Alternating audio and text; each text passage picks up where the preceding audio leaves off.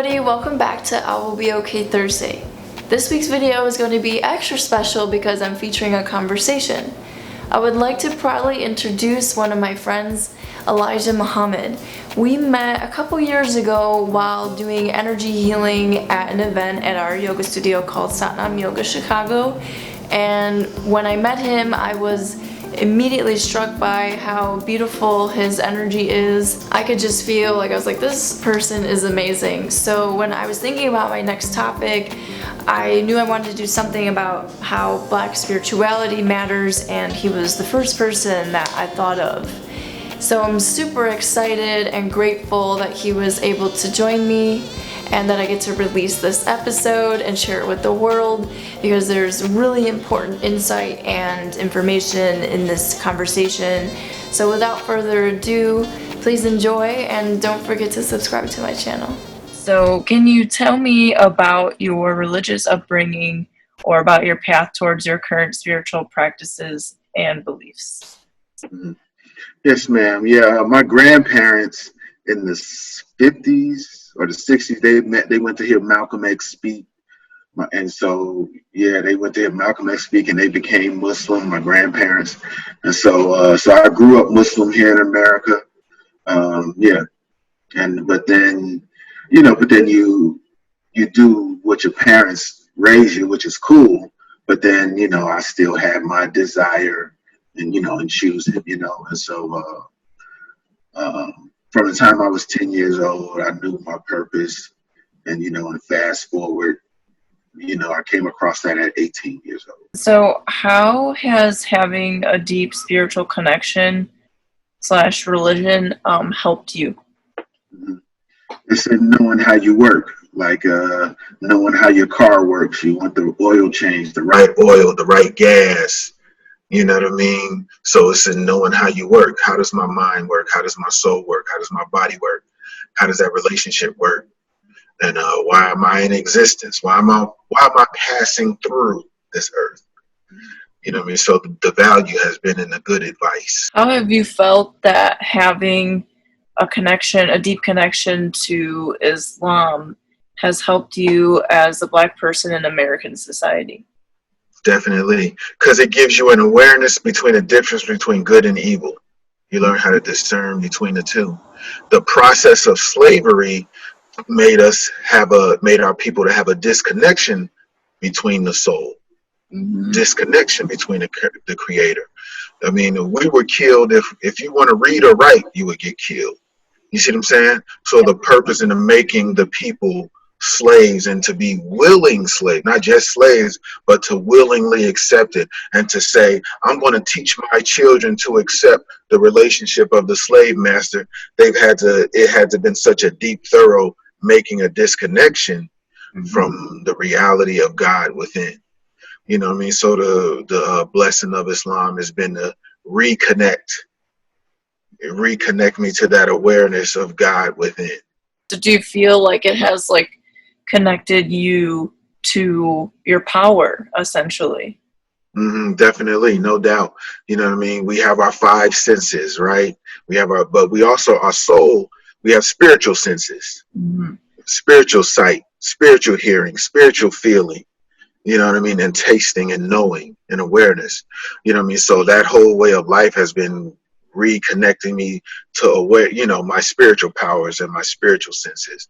Most certainly. I mean, your soul isn't in a book; it's inside of you. Totally.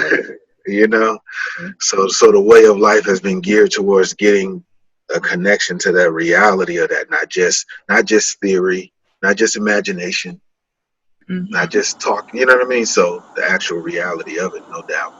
Did you find it difficult to so I guess what you said, you've always identified and have been involved with Islam, but did you find it difficult having or being a part of that religion, living in white American patriarchal society? As a child, you want to do what everybody else is doing. So I didn't grow up in a Muslim. My home, my family was, but the neighborhood wasn't, the community wasn't, right? So you see what all the other kids are doing and you want to be like them. And, for You want to fit in with Right. what they're all doing, right? But then, I'm 46 years old. So when I was in high school, that's when hip hop started becoming real popular. And Oh, so there were a lot of rappers that were Muslim. And, and so the things they were saying and, about making us aware of who we were before slavery. Your existence didn't start in America. Your existence didn't start in slavery. What were we before that? So hearing all the rappers, talking about that, and and the songs were, the songs were cold blood, so amazing. So that sparked me to want to, journey for myself, to seek for myself. You know what I mean? And so they were articulating the difference in the white society and what they've been instilling in us and how we should view ourselves versus what we really are and what we really come from. You know what I mean? So high school started that road inspired by them to want to search beyond what white people were feeding us. do you know anything? I like I said, need to do some more research about it. But do you know if there is a specific connection between Islam and the Black community? Not even just in America, but in general, like in the world. Definitely, and it's through various spiritual teachers that have come amongst the people. You know Have, what I mean? To school them about it and to show them about it. Various spiritual teachers that have come amongst us. You know what I mean? But to say for myself, my initial spiritual teacher, Sheikh Rashid, and his teacher, Sheikh Nazim from Turkey, and Sheikh Nazim was a part of the Ottoman Empire. You see what I mean? yeah. So we can trace our teachers all the way back through the Ottoman Empire, through Jalaluddin Rumi, all the way back to the Prophet Muhammad. So yeah, for us that connection came through Turkey and the Ottoman Empire. Okay. As far as our specific community. Has your parents haven't been able to hear Malcolm X speak? Has that influenced your empowerment and your connection to it even further? Of course, because even though I grew up in America Muslim, I'm still seeing TV and seeing the news and everything you're always seeing. White is good, black is bad. That's the dominant message. We're always seeing white is good, black is bad, and just the stuff and the challenges we having to deal with here. So for a time, when you're dealing with that for a time, you can have a period in yourself where you like, man, we're always losing. You know what I mean? Look at what we've been having to deal with. Oh, when will this end, right? So then to see someone that inspires you and motivate to believe beyond the corruption. Mm-hmm. You know what I'm saying? So he was a very powerful example for all of us in this marathon to righteousness. Mm-hmm. It's been a marathon here in this country. Because even in times when we try to work together and we do have our own cities and our own towns and we do gain traction, you know what I mean? The ruling power destroy it. Mm-hmm. Right? So the Tulsa, Oklahoma thing where they dropped dynamite and killed everybody in the city. The Rosewood, Florida thing where all right, well, we'll change the laws and make a grandfather law. If your grandfather was a slave, you're not legally able to own land. Wow. You see what I'm saying? You're not, so that's what they did with Rosewood, Florida. And Central Park was a community of, ours, before. Right. Yeah. So even when we do say, hey, let us work together and forget y'all, we ain't going, we just going to work together and give for us what you would want for your children, what anyone would want for their children. Right. So even so it's been a marathon, you know what I mean? But marathons are made to be won, you know what I'm saying? But marathons are going to be won. Everything has its season. All it's been doing is making us stronger and more powerful, Mm-hmm. because our ultimate divine responsibility requires great power and great strength. Mm-hmm. For a rocket to leave the Earth's gravitational pull, it has those boosters on it. Right. Those high, powerful boosters to break from the Earth's gravitational pull. Once it breaks away, the boosters fall off and it can go, on a different power. So the challenge is, you know what I mean, while bogus and foul on one level, on another level, it's just been making those of us more powerful. It's been making us more stronger. So, so success is inevitable. Righteousness is inevitable. The corruption has no roots. You see what I'm saying? So, what we're seeing around the world is signs of that. The corrupt, you know what I mean? Because the corruption is spreads. While Yes, it has. while they instill in us to have, while they are banging on us the most and instilling in the rest of humanity to look down on us, they're still mistreating it. Everybody else is still getting mistreated. Right. They've been able to trick people to say, well, you're not as bad as the black folks, so you're good.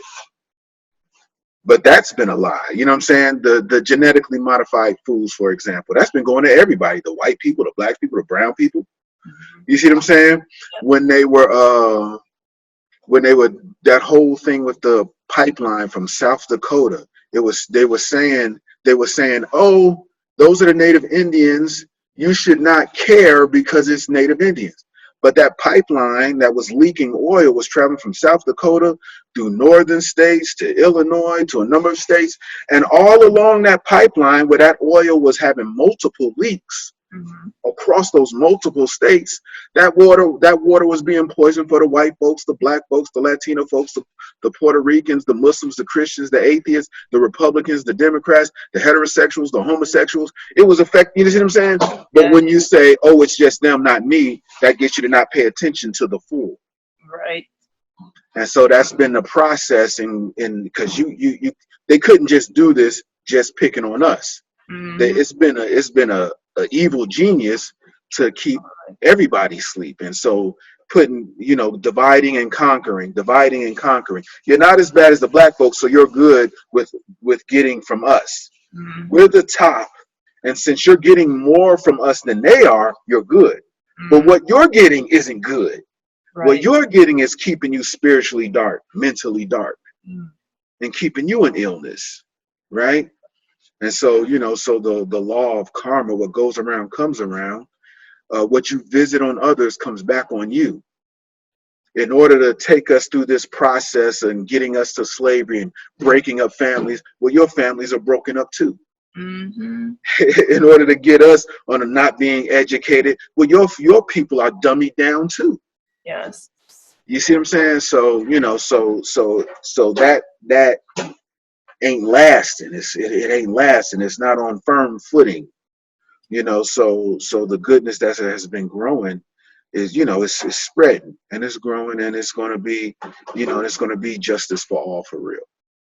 I really hope that it continues, honestly. And I was just listening to a podcast where they were talking about this hyper individualism in America and how people think kind of like what you were saying, people think oh, well, as long as I take care of myself and what I do for myself won't affect anybody else.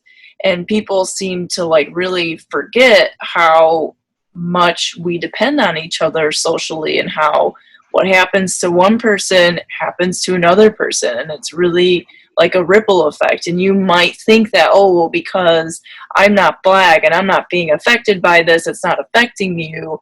But it is affecting you, because society is an entity, which is, is a social entity, obviously. And to think that something doesn't affect you is absolute ignorance. And I think that's really something that we're seeing, it's being hyper inflated right now in American society with this very polarized state that we're living in, where you have the Trump administration or the far right, let's say the far right versus the far left, people thinking these very polarized ways. We've politicized everything. We've divided on everything possible. We even divided on a virus, which is what? How did we politicize a virus?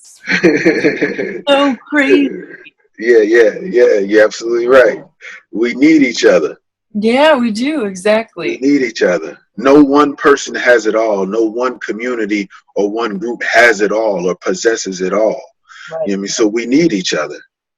you Absolutely. know, and you connecting to your unique characteristics and your unique goodness benefits me, it benefits everybody else, Mm-hmm. and vice versa.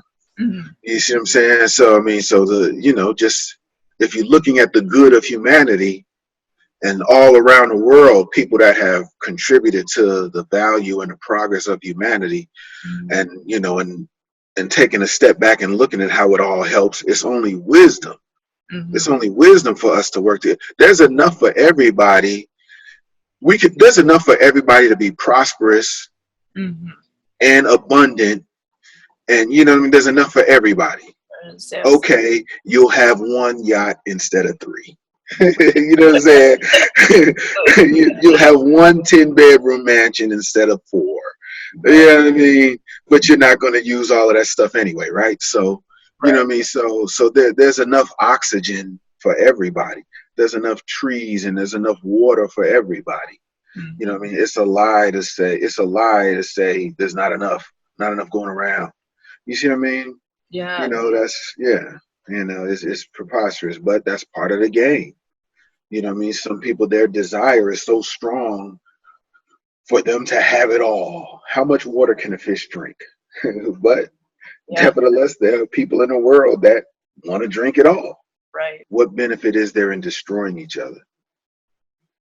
I think some people are just, very greedy, very Hmm. power trip like, Yeah, yeah, better word. And yeah, yeah. Insatiable for an insatiable appetite for this temporary world. yes. So even though you have more than your kids will ever use, Mhm. you still want more. Right. You know what I mean? That's insane. You know what I mean? It's insane that there's poverty or there's homelessness when four families have more money than half the country, or one person, one individual make enough money they could give everybody in America $2 million and not miss a beat. Yep. You know what I'm saying? So why, you know what I mean? So what, but that person not understanding the value of spirituality. Hmm. You know what I mean? This life is not the end. We don't originate here. We're passing through this life. Yeah, that's what I believe We're too. in existence before coming here. We'll be in existence after leaving. So if they understood the value of goodness and how that energy of goodness goes beyond this world, if they understood that, they Hmm. say, well, shoot, well, why am I? There's no need for me to hold on to this. Let me use it to build someone else up. Right. We need each other. Okay, so the logic of, well, I became this successful, you do it too. Well, what if when you're in a car accident, the doctor says that? Well, you know what? You're in a car accident, your legs are broken. Why don't you go to medical school and you take care of yourself? Hmm. You wouldn't want the doctor to say that to you. Right. So we need the doctors. Do you want the streets and sanitation people to say, well, no, I ain't going to get your garbage. You get a truck, you drive it, and you incinerate it yourself. You know what I Hmm. mean? So we need each other. We do need each other. You know what I mean? You pull yourself up by your bootstraps and do yourself. That's nonsense. It is nonsense. I always hear people use that argument, and I'm just kind of like, that whole bootstrap theory, it's very archaic. It really is. It's not so, like we live in a society now where like we get so much assistance from technology. We have all these systems in place so that we can like work together to benefit from each other. And like again, like this hyper individualism, I also see in a lot of spiritual groups where people don't think to themselves like, what can I do to give back to the sacred? But it's inverted. It's like, what can the sacred do for me so that I can benefit from it in this life? And I think we see that with like a lot of like televangelists. Like this, I'm thinking of this one guy's face I always see in social media where like he really like scares me. And so I think there are like these really unhealthy narratives, even in spiritual circles, where it's like thinking that you're like alone with this idea you have about God and how God is going to just benefit you and nobody else.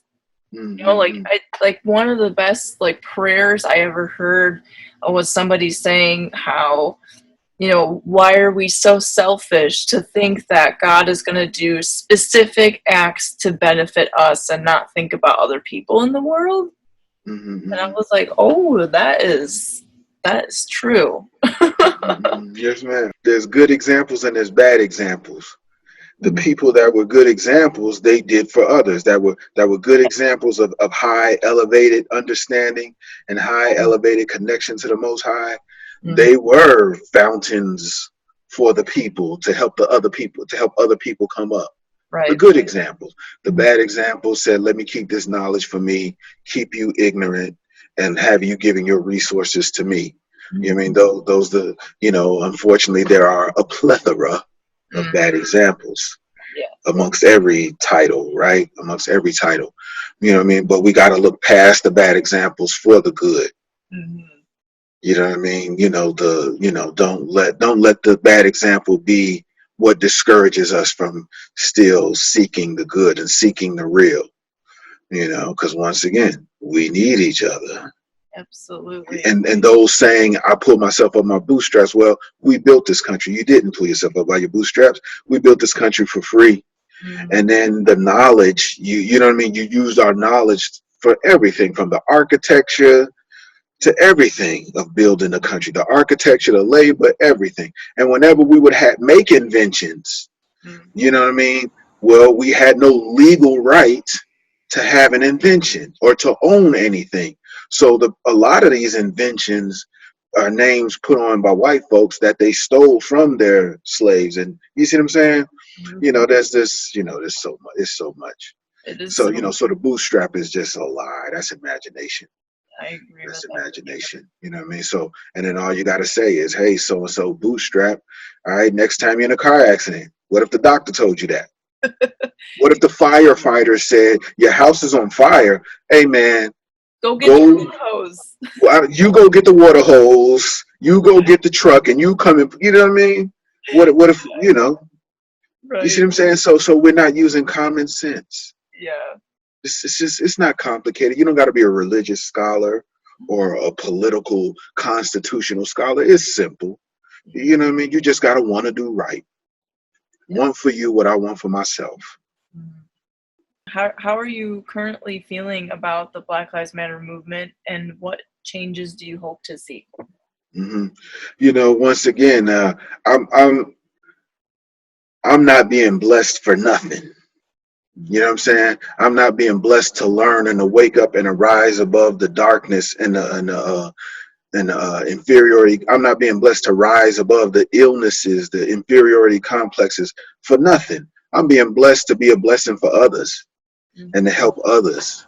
You know what I mean? So, and in that work and in striving to do that work, something I've been, me and my community has done, for decades, it's not easy work. So anybody that's out there willing to do good, you say, hey, as long as you're doing good, for goodness sake, cool.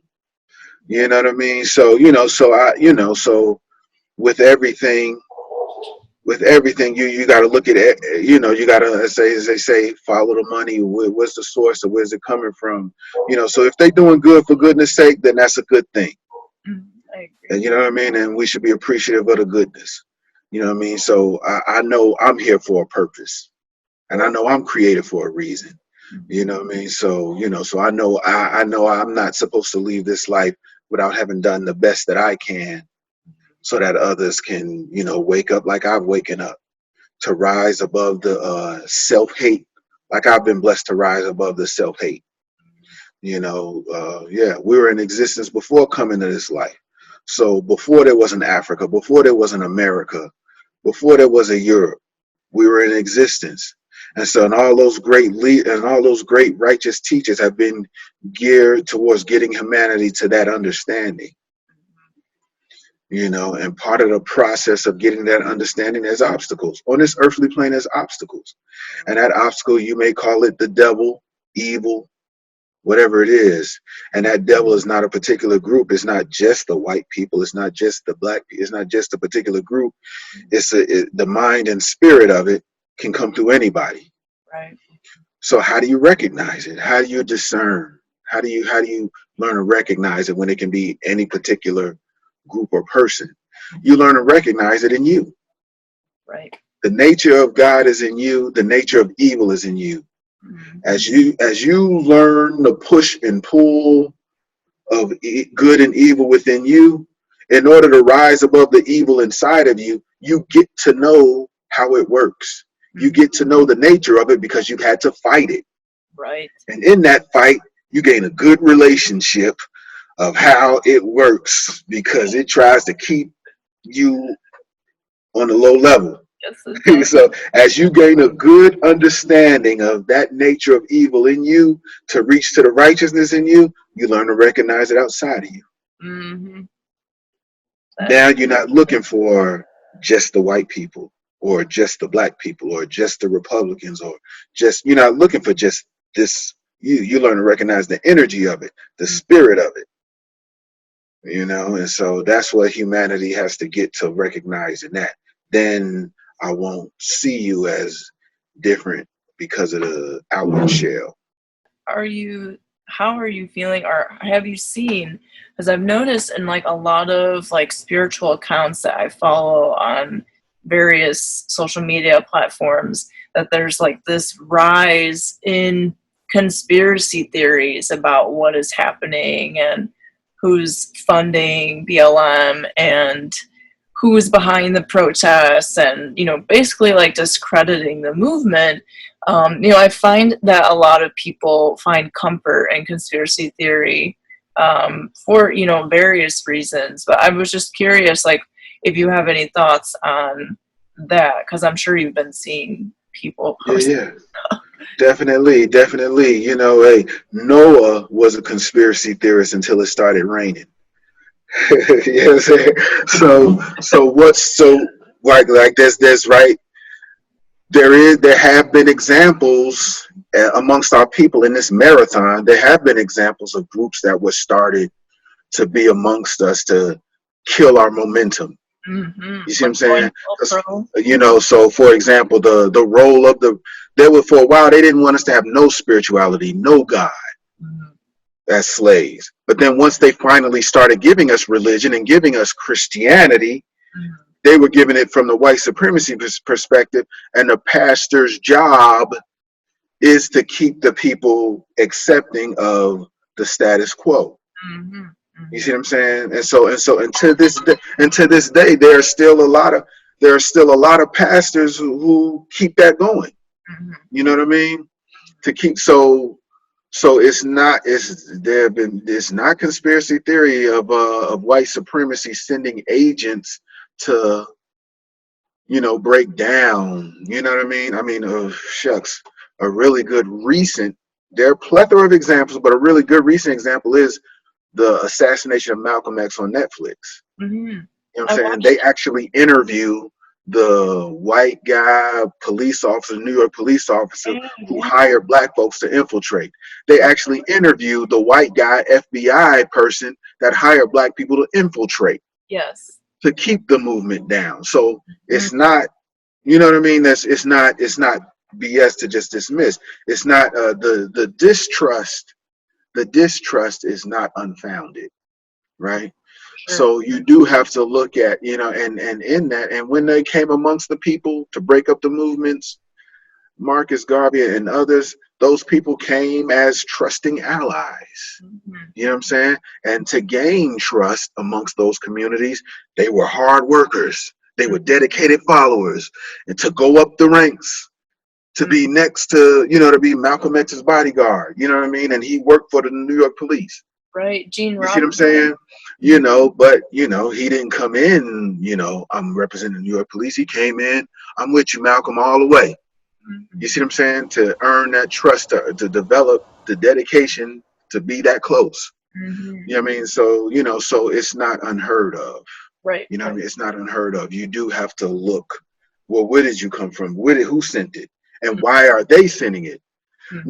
Now when they a lot of times when they get someone to come amongst us and infiltrate, sometimes they'll get someone who means well. Yeah. They mean well. A real good example, Lawrence of Arabia. If you ever see that movie, Well, but how they broke up the Muslim world. Short version, the British used Lawrence. It's the short version. It's how they broke up, because the Muslims around the world used to be united under one leader around the world. okay. So that movie is how they broke it up. Mm, But Lawrence, he meant well.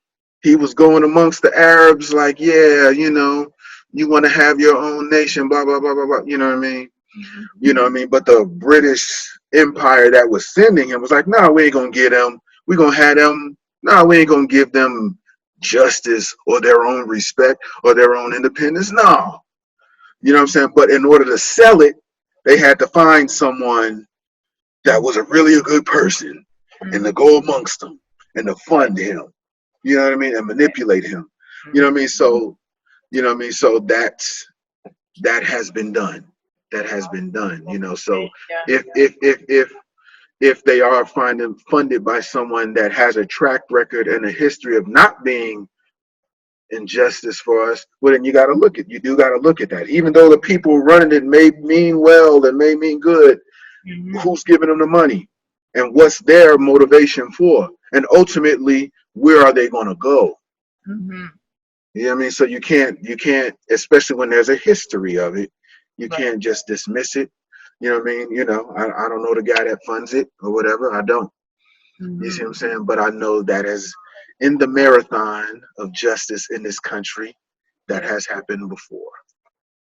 Thank you for saying that. Yeah, because I've been recently doing a lot of research because, a lot of people have been saying how they're like, oh, George Soros is funding BLM and he donated like tons of money and he's like paying Antifa protesters to protest.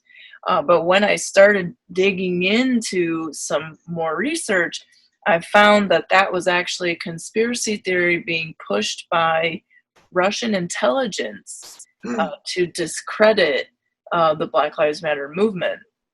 mm, And mm, I digged a little bit further and I was like, oh, okay. So there's this narrative that George Soros and Antifa are discrediting the movement. But actually, what is discrediting the movement is the narrative mm, mm, around mm. that. Right. Hey, it's deep. It's deep, man. I Are know. you really? Are you really ready to learn? Are you really ready to learn the truth of how deep this goes? And it goes beyond nations. Yeah. You know what I'm saying? I will definitely say to you, keep digging. Okay. It's bigger than nations. It's bigger than countries. It's bigger than that. I would just say keep digging. You Okay. ain't you ain't you ain't even got there. You ain't even got all the way there yet. Oh no.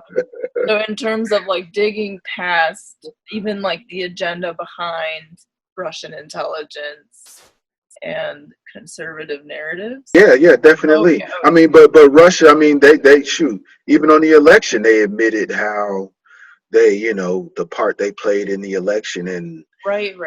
and what Yeah. they did and to influence people and to sway people's thinking and Yes. using the technology and the social media. I mean, they Yes. readily admitted that. Yeah, they did. The president of Russia admitted that and joked about it. Mm-hmm. Yeah, so what? What you gonna do about it? Right. So Cool. that's sheesh, it's something. It's something, It right? is something. I mean, that's why I say like uh all the threads, it can be overwhelming. It The can. domino that will knock down all the other dominoes, if you go to learn within you the nature of good and evil and how to recognize that, will allow you to recognize it outside of you. Mm-hmm. Now, looking at, pulling the threads is good. I mean, like that's part of the journey, right? That's part of seeking, you know what I mean? You Right. look outside of you and you see this, and you know what I mean? That was the journey for me as I looked at what was kept from us, the truth and the knowledges that was kept from us to keep us ignorant and to keep us in a slave mentality. That mean that's part of the journey for many of us, that we go through that. What? I can't believe this. I can't believe this. Mother. And then you get to a place, and then I got to a place where, okay, I want to reach my greatness. I Mm-hmm. see the evil and I see the greatness we were before slavery. Well, what's my greatness? Mm-hmm. I want that. You know what I'm saying?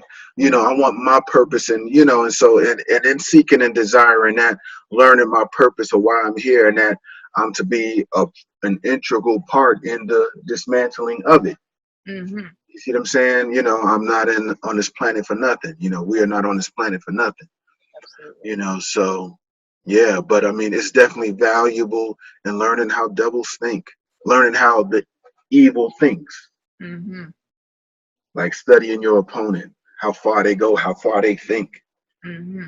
how far down the road they plan, you know, and so, but then the vision of the creator, you know what I mean? And you learn in text, in the religious traditions, God is talking about how to live your life, and then he's also pointing a vision down the road after you leave this life and the day of judgment, etc.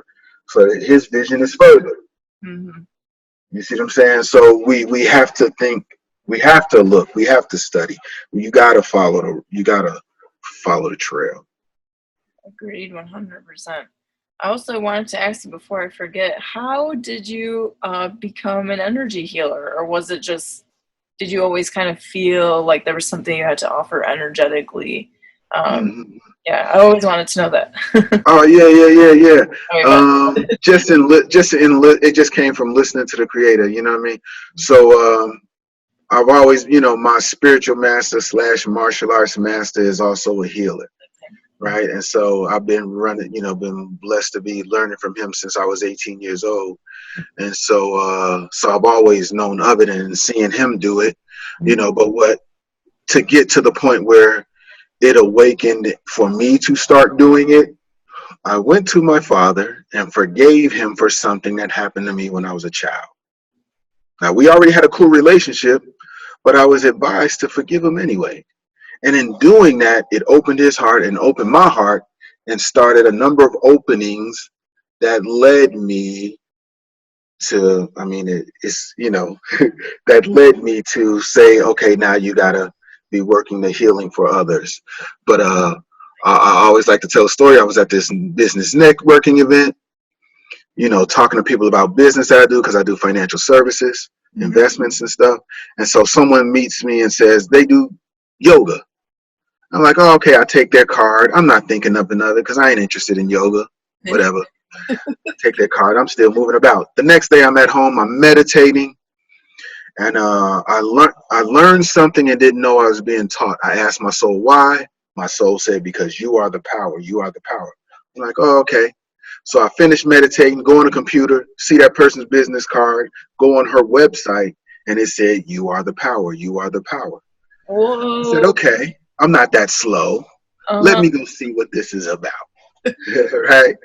So I go see what it's about, you know what I mean? And they doing Kundalini yoga, and okay, that's cool. Let me see what I'm supposed to learn here, from these people. And so a few days later, they had an open house at their place, Satnam.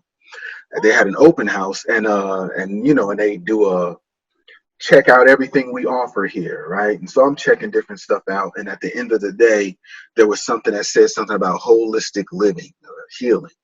And so I thought it would be about food. I'm like, I'm already knowledgeable of that. Let me leave.